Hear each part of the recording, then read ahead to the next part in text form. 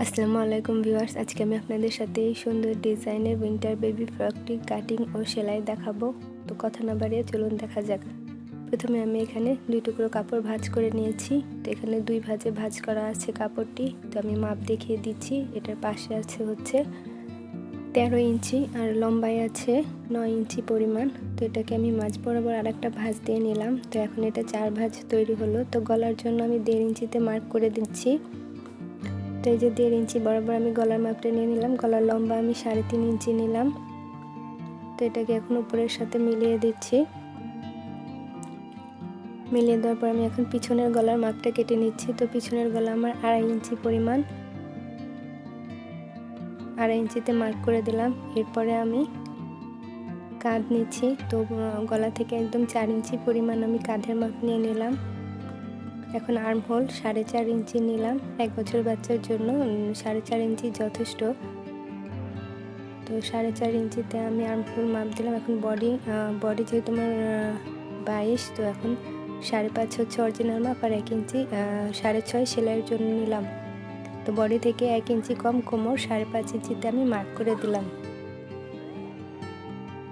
এখন এই অনুপাতে আমি মার্ক করে কেটে নেব। তো আমি আর্ম হোলের শেপটা করে নিচ্ছি। একইভাবে গলার শেপও করে নিলাম। এখন কাটটাও আমি একটু হালকা করে পাকিয়ে দেব এবং কোমরের সাইডটা এভাবে হালকা উপরের দিকে শেপ দিয়ে নিলাম। এখন পুরো অংশটাকে কেটে নিচ্ছি। তো এখন পিছনের মাপে কাটার পর আমি পিছনের গলাটা ভিতর থেকে সরিয়ে নেব। এরপরে আমি মার্ক অনুযায়ী সামনের গলাটি কেটে নেব। তো এই যে আমি সামনের গলা কেটে নিয়েছি। তো এখন আমি পিছনের গলা যেহেতু ফাড়া দেবো, আমি মাঝখান দিয়ে পিছনের গলাটা কেটে 2 ভাগ করে নিলাম। এখানে আমি 2টি পট্টির কাপড় নিয়েছি। একটা হচ্ছে 2.5 ইঞ্চি পরিমাণ আর একটা হচ্ছে 1.5 ইঞ্চির একটু বেশি। তো এখানে আমি আরও 2 টুকরো কাপড় নিয়ে নিয়েছি নিচের অংশ। তো এটা হচ্ছে লম্বায় আছে 18 ইঞ্চি আর পাশে আছে 19 ইঞ্চি পরিমাণ। তো এটাকে এই যে কোনাকুনিভাবে এভাবে ভাঁজ করে নিতে হবে। খেয়াল করুন, আপনারা মনোযোগ দিয়ে দেখলে অবশ্যই বুঝতে পারবেন। তো এখন এই যে অর্ধেক অংশটা আর কি পিছনের পাটের যে আমি কেটে 2 ভাগ করার পর অর্ধেক অংশটা থাকলো আর কি, এটা 4 ভাগের 1 ভাগ। এটাকে মাঝ বরাবরভাবে বসিয়ে নিলাম। বসিয়ে নেওয়ার পর আমি এই যে কোমর আর মাপ না দিয়ে এটার মাপে আমি কোমরের অংশটাকে গোল করে নিব। গোল করে নেওয়ার পরে এখান থেকে আমি 13 ইঞ্চি পরিমাণ লম্বা রাখবো। এখন রাখার পরে আমি এই যে উপরের থেকে ফিতাটা এভাবে ধরে পুরো অংশটা গোল করে নেব। উপর থেকে ধরলে আসলে শেপটা সুন্দর আসে, তাই আমি উপর থেকে ধরে এই গোল শেপটা করে নিলাম।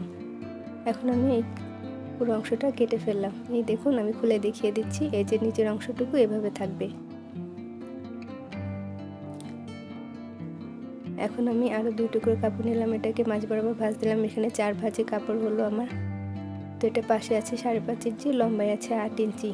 তো এখান থেকে আমি 5 ইঞ্চি নিলাম হাতার জন্য আর 2 ইঞ্চি এখানে আর্ম হোলের অংশ। লম্বায় আমি 6 ইঞ্চি পরিমাণ নিচ্ছি আর হাতার মুহুরি 3.5 ইঞ্চি। এখন আমি মার্ক করে নিচ্ছি। মার্ক করে নেওয়ার পর আমি মার্ক করা অংশটি কেটে নিচ্ছি। তো যেহেতু আমি মাইক হাতা দেবো, এই জন্য আমি আরও 1 টুকরো কাপড় নিয়েছি 13 ইঞ্চি, 2 পাশে স্কোয়ার। এটাকে মাঝ বরাবর একটা ভাঁজ দিলাম, পরে মাঝ বরাবর আর একটা ভাঁজ দেওয়ার পরে 2 ভাঁজ করার পরে এরকমটা দেখাবে। এখন এটাকে হাতের মাঝ বরাবর কোনায় এভাবে বসাতে হবে। বসানোর পর এখান থেকে 3.5 ইঞ্চি পরিমাণ মাপ নিয়ে আমি এভাবে গোল শেপ করে দেব। তো খেয়াল করুন আপনার, এই যে 3.5 ইঞ্চি পরিমাণ মাপ দিয়ে গোল করে এভাবে কেটে নিতে হবে। তো আমার হাতা কাটিং হয়ে গেছে। এখন এই কোনার অংশটাকেও আমি এই যে মার্ক করে কেটে নিলাম। তো এখন উপরের 2 অংশটাকেও এভাবে কেটে নিতে হবে। এরপরে যে আমি খুলে দেখিয়ে দিচ্ছি হাতাটা ঠিক কীরকম থাকবে। এই যে এরকমটা থাকবে। তো এখন সেলাই চলে এসেছি। প্রথমে আমি বোতাম পট্টিটি সেলাই করে নিচ্ছি। তো এই পট্টিটাকে উল্টো পাশে আর কি, বডির উল্টো পাশে এভাবে লাগিয়ে নেওয়ার পরে এই যে সোজা করে পট্টিটিকে 2টো ভাঁজ দিতে হবে। দেখুন আমি যেভাবে ভাঁজ করছি সেভাবে ভাঁজ করে এভাবে উপর দিয়ে চাপ সেলাই দিয়ে নিতে হবে। আপনি বুঝতে না পারলে ব্যাক করে আবার দেখে নেবেন। তো এই একই সেলাইয়ের সাইড দিয়ে আরেকটা সেলাই দিয়ে নিতে হবে। এটা মোটা পট্টিটা যেটা 2.5 ইঞ্চি পরিমাণ কেটেছিলাম, আর অপর পাশে চিকন পট্টিটা, এটা উপরের অংশে সেলাই করে নিচের অংশে এভাবে ভাঁজ করে পুরো অংশ নিচের দিকে দিয়ে চাপ সেলাই দিয়ে নিতে হবে। এখন দুই অংশ আমি কাজ সেলাই করে নিচ্ছি। তো দেখুন আমি কাজ জোড়া দিয়ে নিয়েছি। তো কাজ সেলাই করে নেওয়ার পরে আমি এই দুটো ফাড়া অংশের বডি এই দুটো জয়েন করে সেলাই করে দেব। পরে আমি এটা খুলে ফেলবো। এখন আমি এই হাতার অংশটাকে সেলাই করে নিচ্ছি। হাতার যে মাইক ডিজাইনটা সেটার নিচের অংশটাকে সেলাই করে নিচ্ছি। এইভাবে চিকন ভাঁজ দিয়ে নিচের অংশটুকু সেলাই করে নিতে হবে। সেলাই করে নেওয়ার পরে হাতের যে অংশটা আছে, হাতের অংশটাকে আর কি সোজা পৃষ্ঠায় রাখতে হবে। দেখুন খেয়াল করুন আপনারা, এই যে হাতের অংশটা সোজা পৃষ্ঠায় রেখে এই যে এটাকে উল্টো করে এভাবে বসিয়ে নিতে হবে। উল্টো পৃষ্ঠা থেকে এই ডিজাইনটুকু উপর দিয়ে সেলাই করে নিতে হবে। এই যে তারপরে যেভাবে সোজা করে দিতে হবে। তো এটা আমার এক হাতা, অন্য হাতা আমি একই নিয়মে সেলাই করে নেব। তো এখন আমি এই যে হাতাটাকে কাঁধের সাথে সেলাই করে দিচ্ছি। তো এটাকে এই যে মাঝ বরাবর বসিয়ে আমি মাঝখান থেকে সেলাইটা দেব, তাহলে শেপটা সুন্দর হয়। সাইড থেকে অনেক সময় একটু কম বেশি হয়ে যায়, তো মাঝখান থেকে সেলাই দিলে দুই পাশে ঠিকভাবে হাতাটার ফিনিশিং আসে। তো এই যে আমি সেলাই করে নিচ্ছি দুই পাশ থেকে। তো একই নিয়মে আমি দুইটা হাতেই সেলাই করে নিয়েছি। এই যে দেখুন আমার হাতে সেলাই করা হয়ে গেছে। এখন আমি বেল্টের কাপড় নিয়েছি, তো এটাকে উল্টো পাশ থেকে এভাবে ভাঁজ করে সেলাই করে নিতে হবে। তো দেখুন এই যে আমি উল্টো পাশ থেকে ভাঁজ করে সেলাই করে নিয়েছি। এরপর এটাকে কেচির সাহায্যে আমি উল্টে নেব, কিংবা যে কোনো সাহায্যে আপনি যে কোনো কিছুর সাহায্যে এটাকে উল্টে নিতে পারেন। তো এই যে আমার বেল্টটা উল্টে নেওয়া শেষ। তো একই নিয়মে আমি দুইটা বেল্টই তৈরি করে নিয়েছি। দেখুন আপনারা আমার এখানে অফ ক্যামেরায় আমি দুটো বেল্ট তৈরি করে নিয়েছি।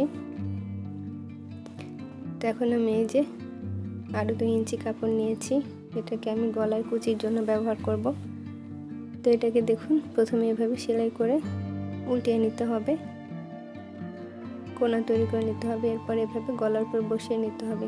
গলার উপর বসিয়ে ছোট ছোট করে এভাবে কুচি দিয়ে ভাঁজ করে আমি পুরো গলায় কুচির অংশ লাগিয়ে নেব বা সেলাই করে নেব। তো দেখুন আপনি এভাবে ছোট ছোট করে বসিয়ে কুচি তৈরি করে দেবেন, তাহলে দেখতে অনেকটা সুন্দর লাগবে। তো এই যে আমার কুচি দেওয়া শেষ। এখন উল্টো পাশ থেকে আমি পাইপিংয়ের কাপড় সেলাই করে নিচ্ছি। এই খেয়াল করুন আপনারা, উল্টো পাশে এভাবে পাইপিং কাপড়ের অংশটি সেলাই করার পরে সোজা পৃষ্ঠা বা ভাও পৃষ্ঠায় কাপড়টিকে চিকন করে ভাঁজ করে ডাবল ভাঁজ দিয়ে যে কুচির উপরে কুচির সেলাইয়ের উপরে বসিয়ে চাপ সেলাই দিয়ে নিতে হবে। খেয়াল করুন, আর এই সেলাইটি করার সময় খেয়াল রাখতে হবে নিচের কুচি সেলাই যাতে না দেখা যায়, কুচির সেলাইটি যাতে পুরোপুরি এই পাইপিংয়ের নিচে থাকে, তাহলে দেখতে সুন্দর লাগবে। তো এই যে আমার পাইপিং লাগানো শেষ। এই দেখুন গলাটা এখন কতটা সুন্দর লাগছে। তো এখন আমি বডির নিচের পার্টটা উপরের পার্টের সাথে জোড়া দিয়ে নিচ্ছি। তো এই যে এইভাবে বডির পার্টটি সোজা থাকবে এবং নিচের অংশটি উল্টো করে বসিয়ে কোমরটাকে সেলাই করে নিতে হবে। এই যে একই নিয়মে আমি অপর পাশেও সেলাই করে নিয়েছি। এরপরে আমি সাইড সেলাই করে নেব। তো এই যে হাতাটাকে এভাবে ধরে সাইড দিয়ে সেলাই দিয়ে নিতে হবে। সাইড সেলাই করে নেওয়ার পরে নিচের মুড়ি সেলাই করলে আমার মূলত ফ্রকটি তৈরি হয়ে যাবে। এই যে বেল্টটাকেও আমি এভাবে বসিয়ে নিলাম। তো ভিডিওটি ভালো লাগলে বন্ধুরা একটা লাইক দেবেন আর সাবস্ক্রাইব করে আমার পাশেই থাকবেন। আপনাদের একটা লাইক আমাদের ভিডিও তৈরি করার উৎসাহ অনেকটা বাড়িয়ে দেয়। আর হ্যাঁ, বুঝতে না পারলে কমেন্টস করবেন, আমি আপনাদের প্রশ্নের উত্তর দেওয়ার চেষ্টা করব। তবে ফ্রকটি তৈরি হয়ে গেছে, দেখুন এখন কতটা সুন্দর লাগছে। আজ এখানেই শেষ করছি বন্ধুরা, আল্লাহ হাফেজ।